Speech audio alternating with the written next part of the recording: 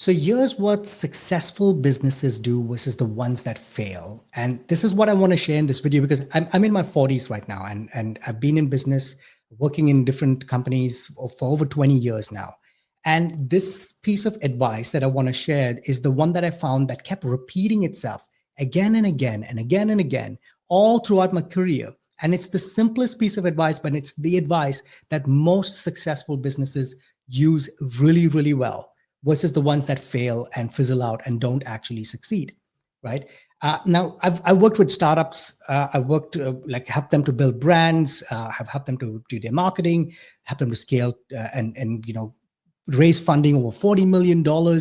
I've helped not-for-profits. I've worked at one point in my career where I was reporting to a board of directors who were the heads of marketing of Google, the VP of Starbucks, the CMO of Twitter, like the big banks and big telecommunication companies, all part of that. And this piece of advice kept repeating itself everywhere I went.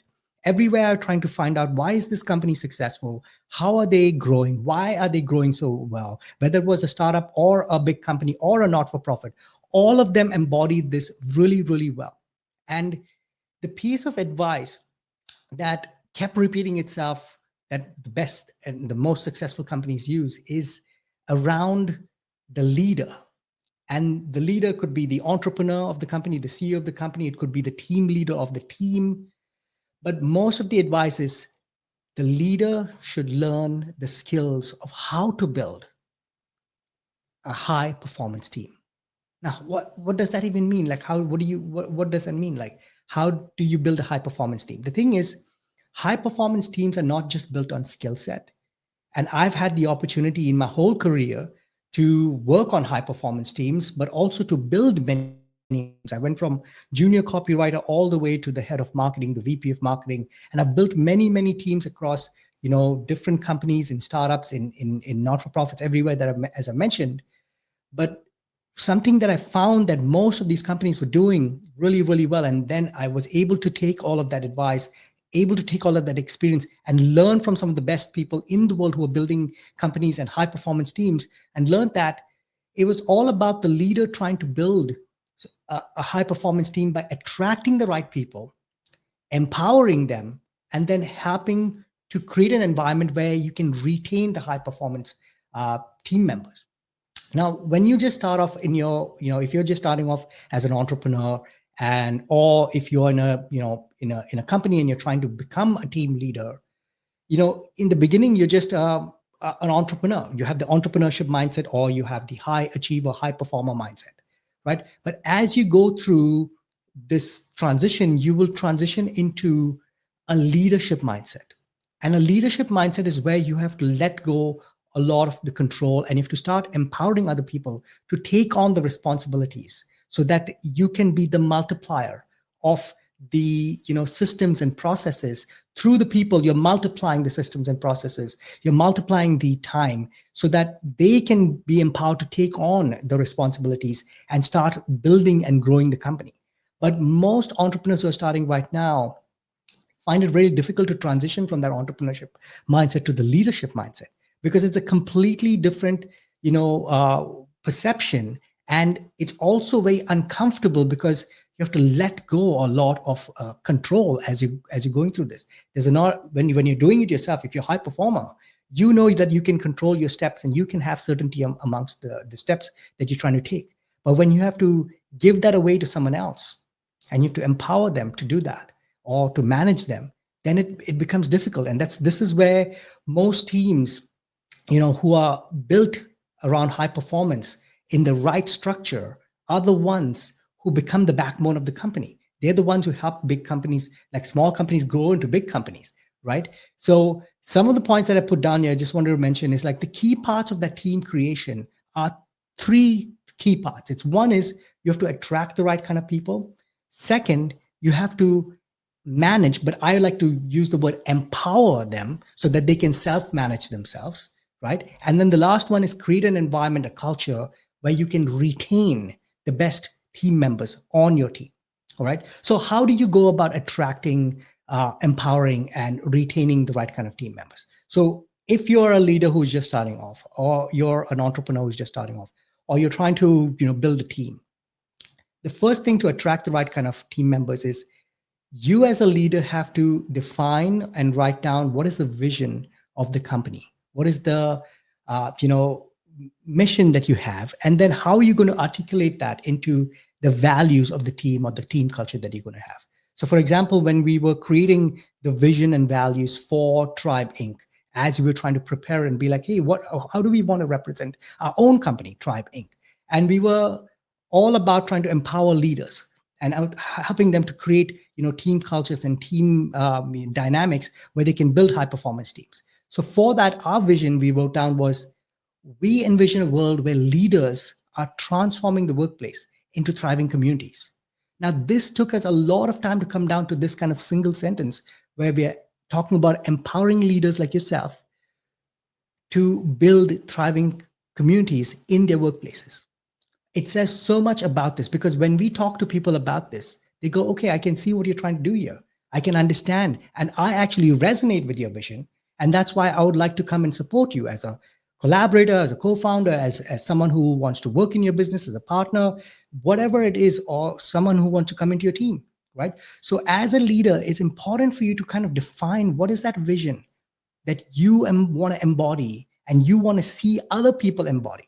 Because when you put that out there, that becomes almost like this bat signal that attracts the right kind of people. And at the same time, it repels the wrong people who might not be the right fit for your company or for your team, right? So defining that vision in some way to help people understand who are you and what is the vision that you have. And that gives them the opportunity to be, oh, I actually like this vision, and I can see my identity, myself fitting into this vision, and I can see myself actually contributing to this vision. When you try to attract people with this framework, you are in a much better capacity to attract the right kind of people who will be the right fit for your team. And that automatically cascades into high performance. The second thing is, how do you define the values of what you want to adhere to, what the values that you want to embody as part of this vision, right? So when we were writing our values down as a startup as well, we said, okay, our values are see the person first, right? So we are a company, we're whoever we work with, whether we're working with collaborators, partners, team members, whoever we're working with, we want to see the person first, right? Meaning we are a people first company, we are people first startup is people first initiative, and we'll always see the person first because we want to see the human being first and support them in whatever way possible. Second, we want to support you in the rumble, right? Support them in the rumble. That means no matter what's happening in your life, whether you're, there's a rumble that you're trying to take care of within the company, within an initiative, within a project, we will be there to support you. Or you might have something that is going on in your personal life, and maybe your pet is sick, or your relative or your significant other is going through a medical condition, or something is happening in your life. We want to make sure that you feel safe enough to be able to say, this is what's happening in my life, and we will support you in that rumble no matter what is happening, right? Say, for example, you have a big presentation coming up, but there's something happening in your personal life.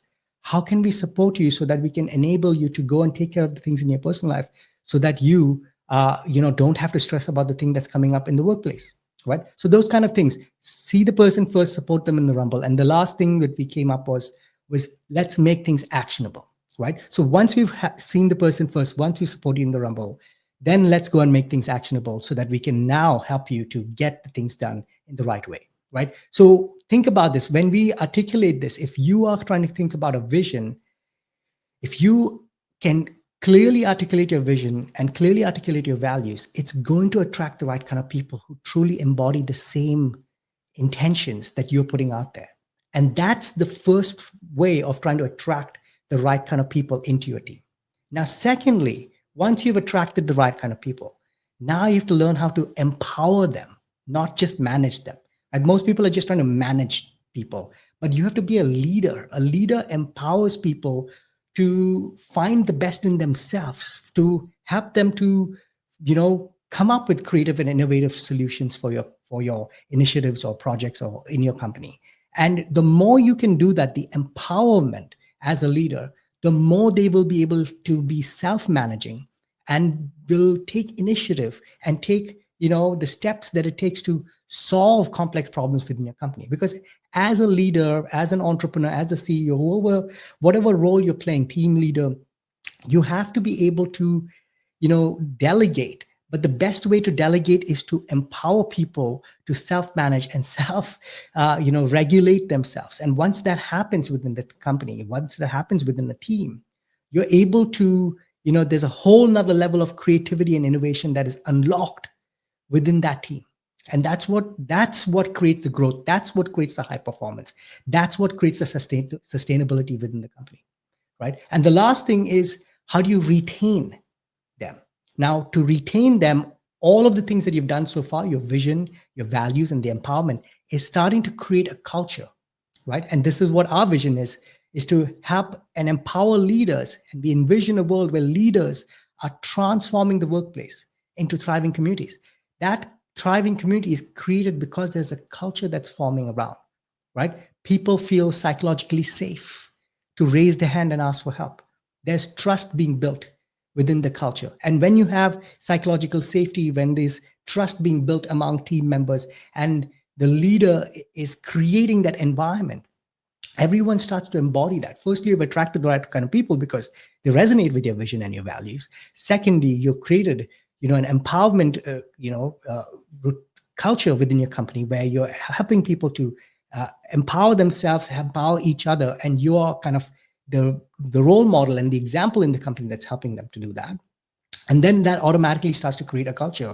And when that culture is formed, you're able to retain the best high-performing team members who will shed their blood, sweat, and tears for you because they love being there as part of that. Everyone wants to be part of a company culture, a tribe. That's why we named our company the Tribe, TRYBE, Tribe, because we're all wanting to show up to work where we can make meaningful impact, where we can have meaningful connections with each other. We can work on complex problems, but also, creating positive impact in the world.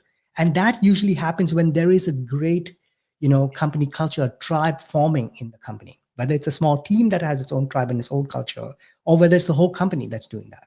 And when you're able to follow these steps of, attracting the right kind of people, empowering them, and then retaining them because you've created an amazing company culture around them, or team culture around them, that's what unlocks the growth. That's what unlocks the sustainability of the company. And I've seen this time and time again, whether it was in startups, whether it's in big companies, whether it's in not-for-profits, wherever the leaders were able to create this kind of environment where they were attracting the right kind of people around their vision and values, where they were empowering them and being a leader and not a dictator who was trying to have power over them, they were empowering them instead and creating a culture where they were retaining the best talent. That's how the best companies in the world have been able to do that. Like, we've researched some companies like Google, Pixar, Netflix, Virgin, who are all founder-led companies, who all started, as one founder and then trying to grow the team. All of them, if you look at the research of all of them and why they've been able to sustain multiple decades and grow into big billion-dollar businesses, this is the formula that they've always used: is how do we attract the right kind of people who connect with our vision and values? How do we empower them so that they can be self-managing, they can take initiative and feel safe and have that psychological safety and trust in within the culture to, take on the initiatives and make a difference in the company? And then how do we create that culture that retains the best talent so that we can grow together?